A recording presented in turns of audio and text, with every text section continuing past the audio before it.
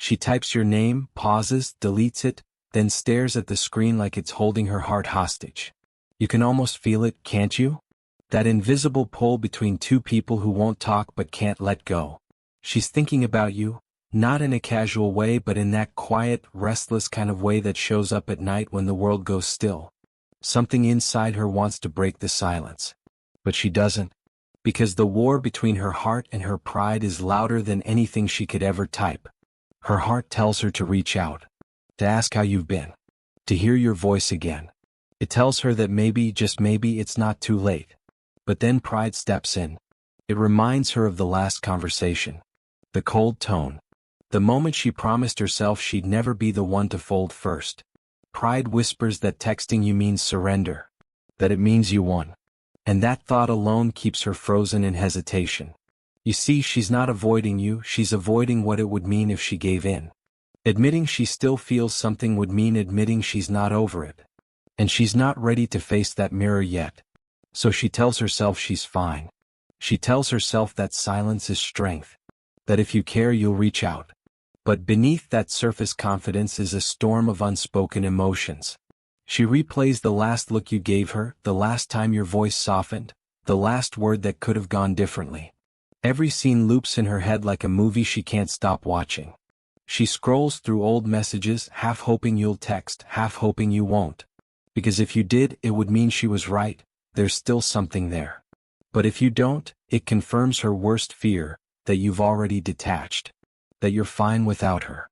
And that thought alone cuts deeper than silence ever could. So she does what most people do when pride and emotion collide. She hides behind logic. She convinces herself it's better to stay quiet than to risk being vulnerable again. What she doesn't realize is that pride doesn't actually protect her, it only prolongs the pain. It gives her a sense of control but steals her peace in the process. Every time she almost reaches out, pride slaps her hand away, but her heart still bleeds underneath. It's the same reason she checks your profile when no one's watching. The same reason she stays up late, wondering if you ever think about her the way she still thinks about you. She doesn't want to care. She's trying not to. But emotional muscle doesn't grow overnight. And that's what you feel, that invisible energy between you. It's not telepathy. It's emotion trapped in silence. She wants to say something, but she's afraid that once she does, she'll lose the little power she thinks she has left. So she stays quiet, pretending indifference while fighting everything inside her that says otherwise. What she's really waiting for isn't a message from you, it's permission from herself to be human again. To admit that missing you doesn't make her weak. It makes her real. And until she's ready to face that truth, the message stays unsent. She watches the silence like it's a thermometer. Every quiet hour tells her something about you. If you panic, she breathes. If you stay steady, she squints, trying to read a new kind of strength. This isn't cruelty. It's a test she didn't plan to run. She watches what your calm will do to her certainty. Silence becomes her laboratory. She removes emotion from the equation and studies the reaction. Will you call? Will you post desperate lines? Will you let the empty space remind you of what was lost? Each non-reaction teaches her something. Each unbothered day chips at her assumptions. She's collecting data with the patience of someone burned before. She's not counting on you to prove love. She's measuring how you handle absence. Presence after pain is easy. Absence reveals the real architecture of a man. She wants to know whether your center will wobble or whether you'll remain rooted. His steadiness either restores her faith or confirms what she fears. So she experiments with small provocations. A story posted at midnight. A memory liked and not explained. A song that hints at what she's feeling but keeps it vague. Each move is calibrated to prompt a response without admitting anything. She watches your feet, your habits, the way your day changes. She's cataloging patterns. Every indifferent reply, every ignored cue becomes evidence in her private trial.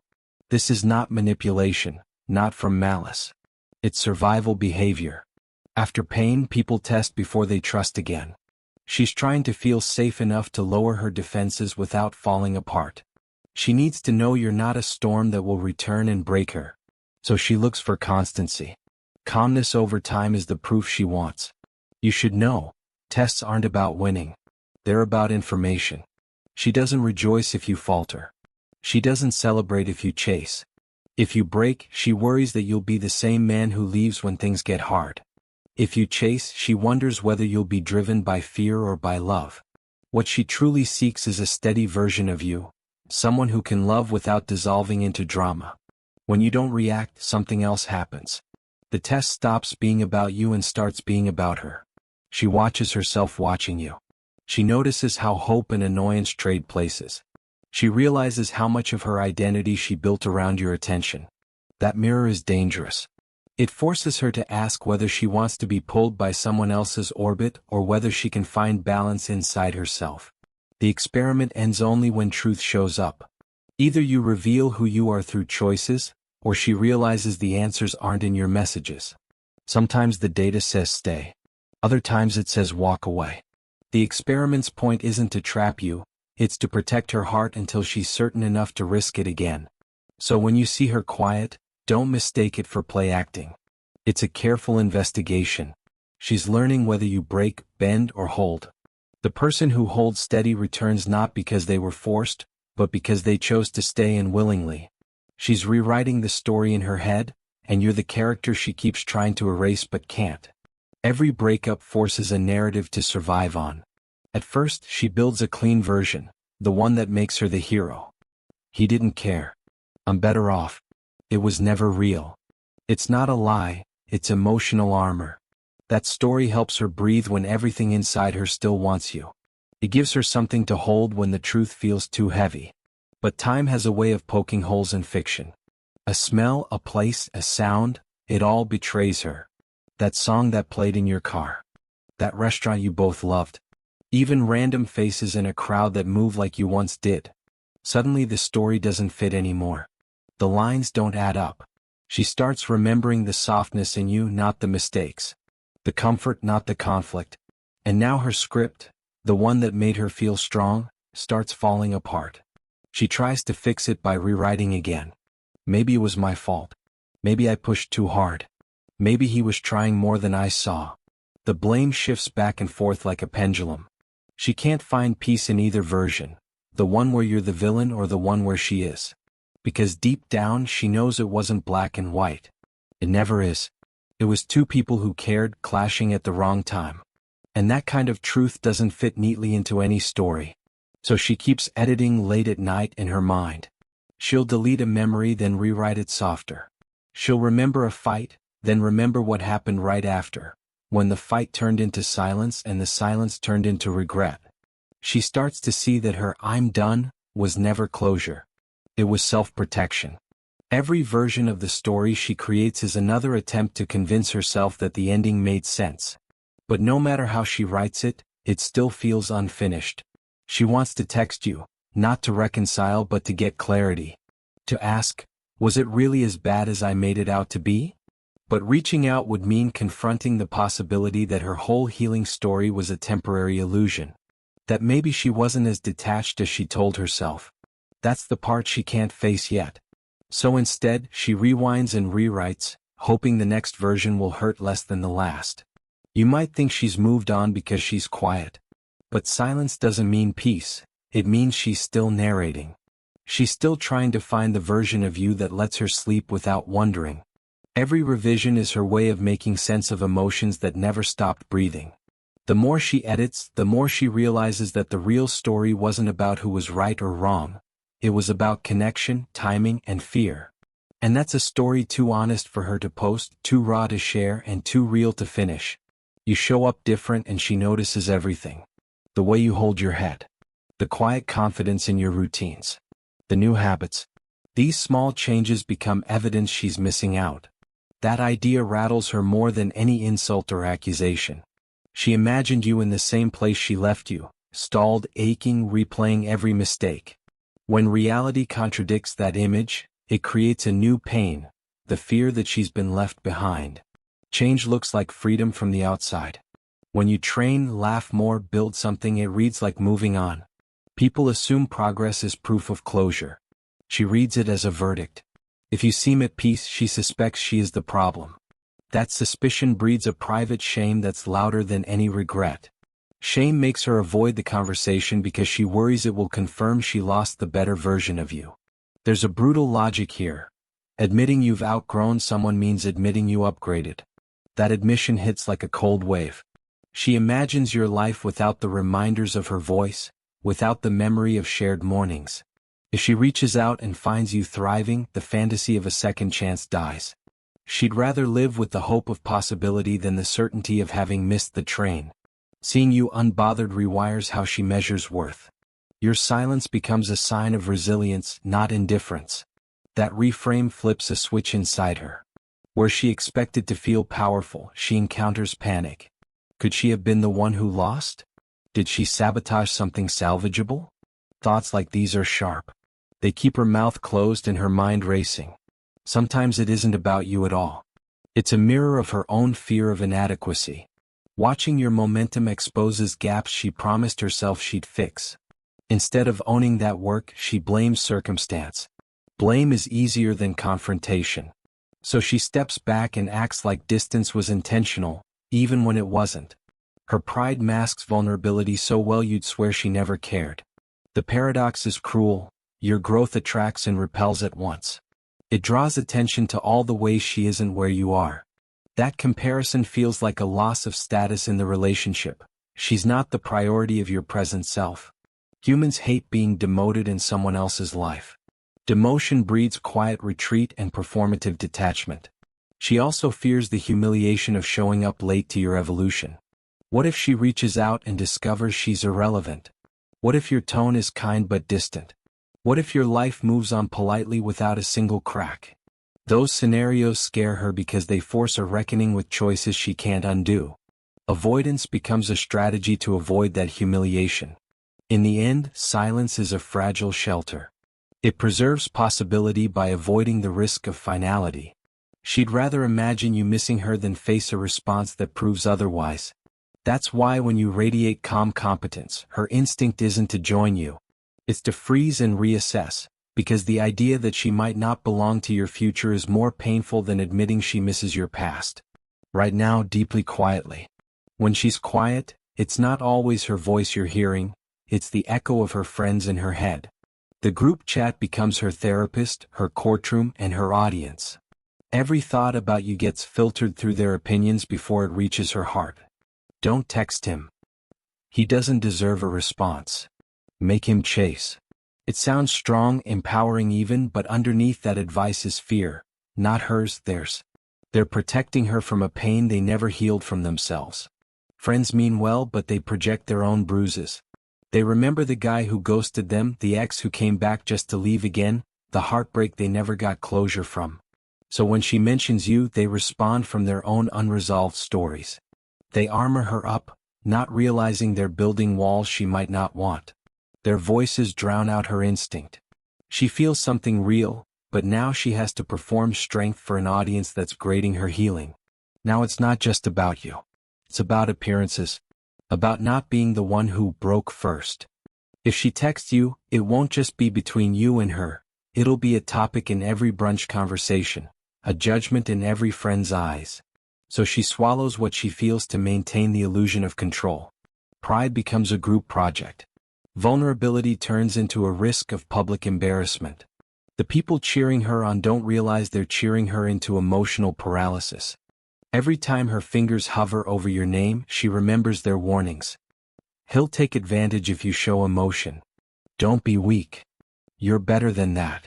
They speak in absolutes, but healing isn't absolute, it's personal. Their advice turns love into a chess game.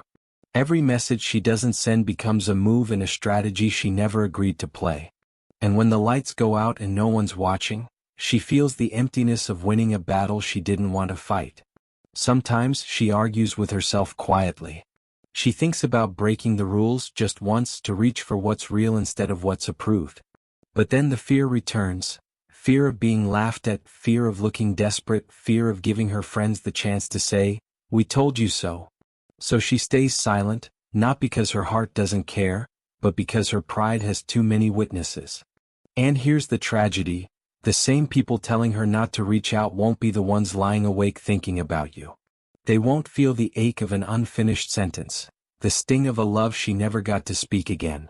She'll bear that alone. But appearances come first. Validation feels safer than vulnerability. So she convinces herself the silence is strength, even though it's just fear dressed as empowerment. That's the power of influence. Sometimes the loudest voices around her drown out the quiet truth within her. She doesn't need to be told to stay silent. She's already learned that silence keeps her from being judged. But that same silence is also what's keeping her from the peace she's searching for. He sees calm and assumes closure. That's the trap. When you don't beg, when you carry on, she reads it as proof you've moved past her. The quiet you show becomes a story she tells herself. He's over it, he's healed, he's fine without me. That narrative is brutal because it delivers a verdict without a conversation. It's easier to imagine that you no longer care than to risk hearing that you do. She crafts scenarios in her head to match what your silence appears to say. Maybe you met someone new. Maybe you stopped thinking about the small things that used to matter. Maybe you replaced memories with better mornings. Those imagined scenes grow until they feel like truth. The drafts of a message sit unsent because the possible reply, kind, indifferent, distant, feels worse than the ache of uncertainty. Every photo of you smiling becomes evidence. Every post where you're focused on life becomes proof.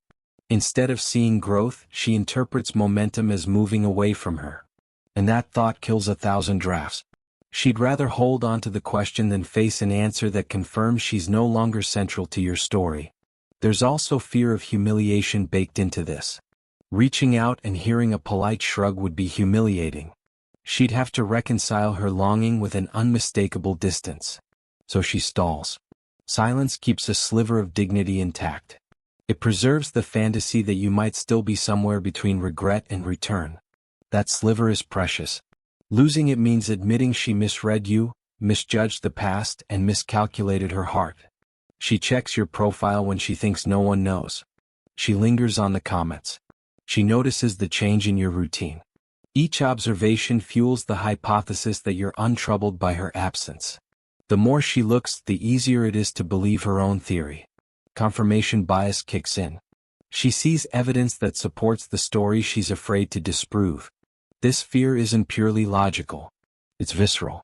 Being late to someone's evolution feels like being demoted in their life. Pride stings when status changes. She imagines herself as a chapter you closed neatly. That image hits harder than the loneliness. So she keeps her mouth shut. She lives with the uncertainty because the alternative, knowing she's been left behind, is a clean, painful finality she's not ready for. Sometimes the assumption is wrong. You're peaceful because you worked on yourself. You're present because you choose to be. But in her mind, those same actions read as erasure. She can't separate your healing from her loss. The two become entangled until she can't tell which feeling belongs to whom. That confusion keeps messages in drafts and words bottled. And there's a selfish twist. She protects herself from a hurt that would demand action. If the answer proves she's no longer relevant, she'll have to rebuild in ways that cost pride, comfort, and time. Avoiding the truth delays the work. It's cowardly and practical at once. She's buying time with silence, hoping the wound will shrink if she doesn't poke it. So she chooses wondering over confirmation. She prefers private imaginaries to public defeat. The unread message becomes a monument to what if, rather than a gateway to resolution. Until she can risk humiliation for clarity, she'll let uncertainty live inside her.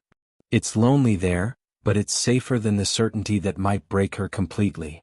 She builds a new life on purpose. At first it's deliberate, new routines, new faces, new nights out. It's a protective script she tells herself so the old ache won't look as loud. That staged freedom feels real for a while. It helps her breathe between the memories. But fantasy wears out faster than she expects. The fresh attention feels like a bomb. Compliments, texts, the novelty of someone else noticing. They smooth the edges. For a moment, the world rearranges itself to prove she's okay. The problem is those proofs are thin. They look good under party lights, but they don't hold up in quiet hours. When the crowd thins, the substitution shows its seams. She tells herself the new person is a replacement. He's a chapter, not a mistake. She posts smiling photos and writes captions that sound healed. The mirror agrees. But the mirror is a liar at night. Voices get quieter. The chemistry that feels fun doesn't always feel familiar. She hears laughter that isn't the same. She finds herself comparing tones, timing, the little ways a voice lands in her chest. Comparisons are accidents waiting to happen. Until the comparison becomes a problem, she defends the fantasy fiercely. She argues with anyone who doubts it. She doubles down on the story because admitting the fantasy failed means admitting the wound still exists. Pride signs off on the performance. Vulnerability gets sidelined. It's easier to be seen as thriving than to confess she's lonely again. Sometimes the new guy is sincere. That complicates things. He offers attention that's kind and consistent. He isn't a fake. But kindness doesn't always equal fit. She can appreciate warmth without confusing it for what she had. The difference is subtle and cruel. One voice has history. The other has hope. Hope is a polite replacement. History is messy and deeper. When the illusion fades, it's quiet and sudden. Not with fireworks, but with small disappointments. A joke that doesn't land the way she remembers. A touch that's pleasant but empty. The nights that felt full of possibility become notes of what was missing. The mask slips in private. She notices the absence of the old intimacy in mundane moments, the way you'd finish a sentence, the way your presence used to rearrange her breath. At that tipping point she faces a choice. She can admit the replacement wasn't enough and risk looking like she failed at moving on. Or she can keep pretending until pretending becomes habit. Most people choose the safer route for a while. Pride buys time. Denial buys numbness. Both are temporary. When she finally allows the truth in, it doesn't come wrapped in neat explanations. It comes as a small, sharp regret or a sudden memory that makes her stomach drop. It might arrive when a song plays or when a hand reaches for something and misses the right warmth. That moment forces her to reckon with what she really wanted, the real thing, flaws and all. Even then she won't always reach out. Admitting the fantasy flopped is different from asking for what was lost. Asking risks humiliation, and humiliation is heavy. So she often sits with private ache instead of sending a message. She doesn't always want to get you back. Sometimes she just wants to know whether the part of you she treasured ever mattered as much as it still does to her. The rebound fades and whatever comes after is clearer. If the fantasy falls away and she still feels the pull, that feeling is honest. It's not dressed up by new attention. It's raw and expensive. That's when decisions become real. Until then, the mirage keeps her moving, confused, and afraid to admit she never truly replaced you. Texting you isn't about words. It's about exposure. One message opens a door she's been barricading with excuses. It's not conversation she fears, it's what conversation awakens. The moment she hits send, the wall cracks and every buried emotion rushes back like it never left. That's why she hesitates. That's why the silence feels safer than the truth. Your calm is confusing her. She expected noise, reaction, attempts to pull her back. That's the usual pattern, chaos after distance. But when she sees stillness instead, something inside her shifts. It doesn't make sense to her that you're not chasing. It's unsettling because now she can't predict you. Predictability was her power. Control came from knowing your next move. Now she's watching a man she doesn't fully recognize, composed, grounded, no longer orbiting her. That steadiness makes her rethink everything. Stillness breaks illusions louder than words ever could. When a man doesn't fight for attention, he stops being part of her emotional script. He becomes the unknown variable she can't figure out. And curiosity is a dangerous thing for someone trying to stay detached. She starts wondering what changed you, who you're becoming. Whether that calm is peace or indifference. Those questions haunt her far more than your silence ever could. Your growth makes her question her own. She wonders if you ever think about her, but the deeper question is if you've become the version she once hoped you'd be, just without her. That thought stings.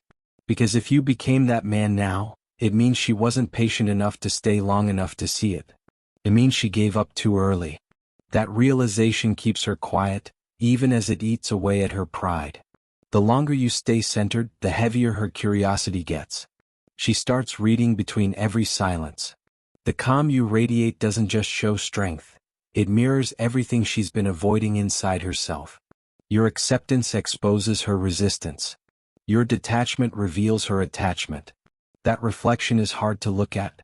So she stays quiet, trying to convince herself that she's the one in control, even when her emotions say otherwise. Silence becomes the battlefield. It's not about who texts first anymore. It's about who breaks emotionally first. And this time you're not playing. You've detached from the cycle, not out of anger but out of self-respect. That's what unsettles her the most, that your peace isn't performance. It's transformation.